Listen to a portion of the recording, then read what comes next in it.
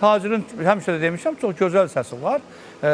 Mən tacir haqqında nə demişəm? Mən dedim ki, daha böyük zirvələrdə görmək istəyirəm. O da dedi ki, mən zirvədəyim, sən xəbərin yoxdur. Mən dedim, öpürəm səni. Vəssalam. Manaf yolu deyilən bir yol var. Yəni Manaf Ağayev kimi oxuyurlar. Baxın, Əflatun Qubadov kimi oxuyanlar var. Bir dəqiqə.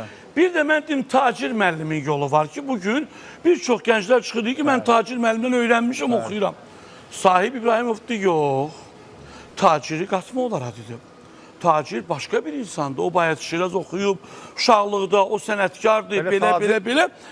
Axı mən dedim, məktəbdir də, yəni mütləq məktəb direktoru olmamalıdır ki, Manaf. Bir kəlmə olar söz deyim. Buyurun. Biri var ki, yoldan gedirsə söhbət. Biri var, sənətkar oxuyur. Sənətkardan oxumaq yolu, sənət yolu öyrənənlər gəlir sırı ilə. Biri var ki, toyda qışqıra-qışqıra pul üçün cavanlar da oraya atır ki, bəli, gör buna nə qədər pul verirlər, nə qədər toyu var bunun, mən də bu yola əl atım. O bədbaxtçılıqdır. Bir də var ki, sənət yolu öyrənmək. Biri deyir ki, mən Manaf yolu oxuyuram. Biri deyir ki, mən Əflatun Qubadov yolu oxuyuram. Biri deyir ki, mən Tacir yolu oxuyuram. Vasif, niyə bugün belə deyəndə kimlərsə qıcıqlanır? Məktəb dedikdə bir hansı bir kollec deyil, hər hansı bir universitet deyil. Mən oxuyanam, mən ifaçıyam. Mən başlayıram ifaçılıq sənətinə və mən təcrübəni, məktəbi, meydanı orada görürəm. Mənim sözü bir sən nədir, qurban olum. Düzgün bəhrələnsin də. İcazə ver, ha? Hər oxuyandan bəhrələnmək olur. Yox, başa düşürəm. İcazə verin, axıra qədər. Məsələn xanım, agresif sizi. Hər oxuyandan mən bəhrələnə bilmərəm. Bugün bəli, onu pul ateşlə tutublar. Mən də bu yolu gedim bəhrələnəm. Sən uçurma gedirsən. Ay Mətanət xanım, bəs mən onu deyirəm ki, yox, hər kəs öz musiqi zövqündən çıxış edir da. Məsələn, sən bəhrələnirsən Fatma Mehrəliyevə da. Məsələn, mən bəhrələnirəm, nə bilim, hər hansı bir başqa bir, bayağı bir musiqiçidən məsələn. Və yaxud da Ayan da bəhrələnir, məsələn, Pavarottidən, nə bilim. Ayan bəhrələnir Aygün Kazımovadan. Mən onu demək istəyirəm ki, hərə musiqi zövqünə görə, dünya, necə deyəm, baxış bucağına görə həm geyinir, həm mütaliəsi varsa, intellektlə danışır, həm də musiqini seçir. Yəni, bayaqları adlarını çəkdiyi müğənnilər, məsələn, Manafın bəlli bir kütləsi var.